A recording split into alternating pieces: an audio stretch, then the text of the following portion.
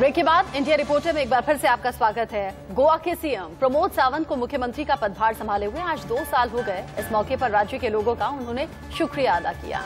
सावंत 17 मार्च 2019 को मनोहर पर्रिकर के निधन के बाद गोवा के मुख्यमंत्री बने थे। 2 साल गोवा ने कितनी तरक्की की और क्या रह गया बाकी, सुनिए उन्हीं की जुबानी।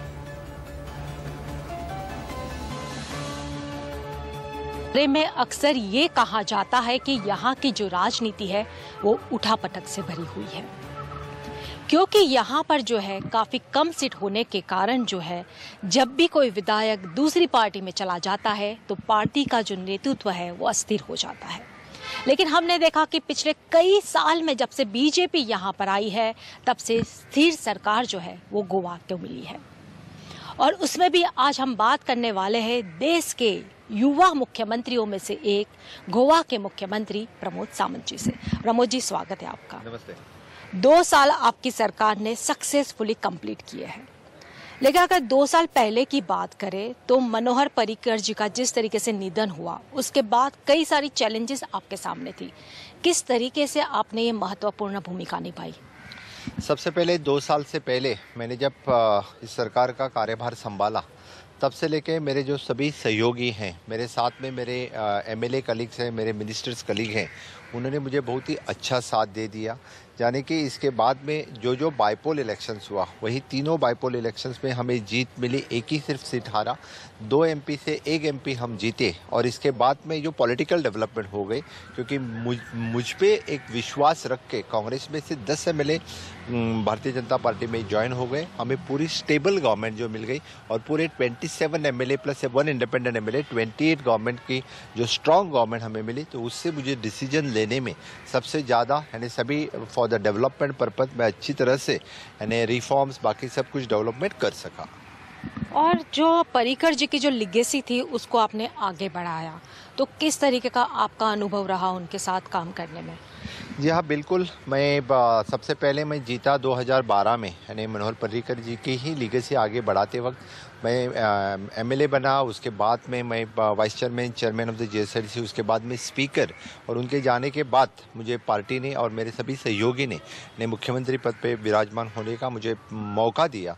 और वहीं उनकी तरह जो सरकार चलाते थे, the last person in the Antyodaya तत्व पर जो सरकार चल रही थी उसी को आगे लेते हुए गोवा के हर एक लास्ट पर्सन तक पहुंचने के लिए, चाहे वो इंफ्रास्ट्रक्चर डेवलपमेंट में होने दो, चाहे वो ह्यूमन डेवलपमेंट में होने दो, मेरी कोशिश रही है कि अंत्योदय तत्व पे सरकार चलाने की।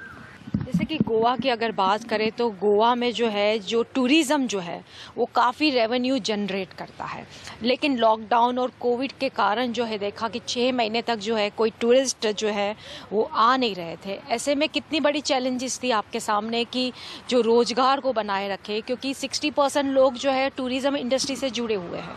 जी हाँ, आपकी बात सही है कि गोवा माइनिंग के बाद टूरिज़्म पे ही डिपेंड है, मेजर टूरिज़्म। और कोविड के वास्ते पूरे साल भर से यानी फॉरेन टूरिस्ट यहाँ आना बंद हो गए। लेकिन मैं एक बात ज़रूर कहूँगा कि पूरे देश भर में टूरिज़्म सबसे पहले स्टार्ट करने वाले गोवा स्टेट है। और उसी के वास्ते आज यानी जो इंडियन टूरिस्ट है वो सभी प्रीफर करते हैं Goa being the best destination, Covid free destination. इसीलिए ज़्यादा से ज़्यादा यहाँ पे टूरिस्ट आना स्टार्ट हो गया। और जैसे ही मुझे लगता है फॉरेन टूरिस्ट एक बार एमएचए ने अलाउ कर दिया तो फिर से एक बार यानी गोवा जिस तरह से हमने कोविड मैनेजमेंट यहाँ किया है, पूरे देश भर में से और विदेश भर से टूरिस्ट यहाँ आने बिल्कुल पसंद करेंगे। फिर भी यानी जिस तरह से हमने टूरिज़्म एक्टिविटी स्टार्ट कर दी, कम से कम यहाँ पे इकोनॉमिकल एक्टिविटी जो टूरिज़्म इंडस्ट्री होने दो, even though for the pharmaceutical industries होने दो, बाकी सब इंडस्ट्रीज इकोनॉमिकल एक्टिविटी स्टार्ट करने वाले में से पूरे देश में हम पहले राज्य हैं। अगर बात करें कोविड की तो इसके पहले भी हमारी बात हुई थी, तब जैसे कि 0 हो गए थे कोविड के केसेस और पूरे भारत में गोवा एकमात्र राज्य ऐसा बना था कि जिसने काफ़ी अच्छी तरीके से कोविड केस कंट्रोल करके 0 पे फिगर आ गया था उसका। जी हाँ, बिल्कुल। हमारी कोविड मैनेजमेंट स्टार्ट में भी सबसे पहले लॉकडाउन करने वाले, सबसे पहले जनता कर्फ्यू कंटिन्यू करने वाले पूरे देश में हम सबसे पहले राज्य थे। उसी के बाद में पूरे कंट्रोल, जब से हमारे यहाँ के हमारे टेस्टिंग फैसिलिटीज़ अवेलेबल नहीं थी तब से लेके अभी तक हम पूरी टेस्टिंग फैसिलिटीज़, हॉस्पिटल फैसिलिटीज़ सब कुछ अवेलेबल हमने यहाँ पे कर दिया। और फिर से एक बार 0 डाउन केसेस कर दिए थे और फिर से एक बार स्टार्ट होने के बाद यानी ज़्यादा केसेस बढ़े। फिर भी एट प्रेजेंट सभी लोग लोगों का सहकार्य और हमारे special with the health department के पूरे मैनेजमेंट के साथ हम आज तक कोविड कंट्रोल कर सके हैं। अगर बात करें तो पिछले दिनों जो है आईआईटी को लेकर कुछ विरोध यहाँ पर शुरू हो गया था, तो अब आईआईटी गोवा में कहाँ बनेगी, कुछ सोचा है, कहाँ जमीन दी जाएगी? डेफिनेटली एक बार हमने आईआईटी को पूरी लैंड दे चुके थे, लेकिन लोकल गवर्नमेंट लैंड थी, लेकिन लोकल लोगों के वास्ते जो विरोध हुआ, लेकिन हम with in a short span of time हम डेफिनेटली आईआईटी के लिए नई ज़मीन हम अलाउड कर रहे हैं और आईआईटी यहाँ पे बिल्कुल होगी। और आईआईटी आएगी तो यहाँ के लोकल बच्चों को भी काफ़ी फ़ायदा होगा। हाँ बिल्कुल, आईआईटी जैसे इंस्टीट्यूट स्टेट में आना बहुत ही ज़रूरी है, जिस तरह से यानी यहाँ के बच्चे भी आईआईटी या इसमें एडमिशन उनमें मिल सकता है। जैसे पिछले दिनों हमने देखा था कि कांग्रेस के 10 लोग जो है आपकी पार्टी बीजेपी में शामिल हो गए थे। आपको लगता है कि अभी का चित्र देखते हुए कि उन 10 लोगों को फिर से टिकट देना इतना संभव हो पाएगा? क्योंकि जो पुराने लोग हैं उनकी भी नाराजगी आएगी कि नए लोगों को क्यों टिकट दी जा रही है। Bharatiya Janata party which is the national party, ये तो टिकट यहाँ की टिकट हमारे केंद्रीय नेतृत्व डिसाइड कर देता है और हम हमारे यहाँ से रिपोर्ट्स उनको भेज देते हैं। मुझे लगता है डेफिनेटली सब कुछ सर्वे और केंद्रीय नेतृत्व बाकी सब कुछ कंसिडर करके जो डिसीजन लेगा वो सभी को मान्य होगा। ऐसे मुख्यमंत्री के तौर पे 2 साल में सबसे चैलेंजिंग भरा काम आपको कौन सा लगा? आई थिंक अभी के वक्त पूछा which is an Covid management and the financial management. ये दो काम, डॉक्टर है, आयुर्वेदिक डॉक्टर रहे, तो आपको एक्सपीरियंस भी है कि कैसे ट्रीट करना है। फिर भी this is a new pandemic for not for me but for the world wide, this is a new pandemic, लेकिन अच्छी तरह से यानी Covid management this is the big challenge in front of the me. जैसे मैंने कहा कि testing से लेके हॉस्पिटल सेटअप करना और second with an financial management. तो सबसे चुनौती भरा काम आपको वही लगा? बिल्कुल जी हाँ, the Covid management and financial management which is an चुनौती भरा काम था। जैसे कि हमने देखा कि पिछले दिनों आपने वैक्सीन भी ली थी।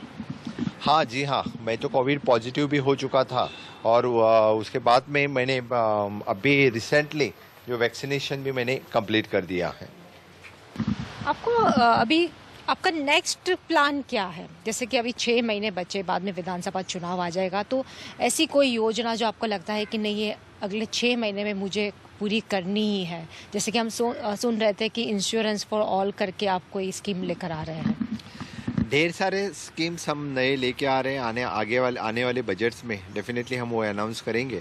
पर एक ही मैं कहूँगा कि स्वयंपूर्ण गोवा के अंतर्गत 100% लोगों तक पहुँचना, 100% इम्प्लीमेंटेशन ऑफ द स्कीम, यहाँ पे हर घर नल से जल, जैसे कि बाद में ओपन डेफिकेशन फ्री, ये तो हमने डिक्लेयर कर ही दिया, लेकिन बाकी स्कीम भी हर लोगों तक पहुँचाना, इसी के लिए अभी विजन फॉर ऑल जैसे हमने रिसेंटली प्रोग्राम स्टार्ट कर दिया है, इसी तरह यानी बाकी स्कीम्स हम आगे आने वाले बजट्स में डेफिनेटली डिक्लेयर करने वाले हैं। चलिए, हमसे बात करने के थैंक यू, धन्यवाद।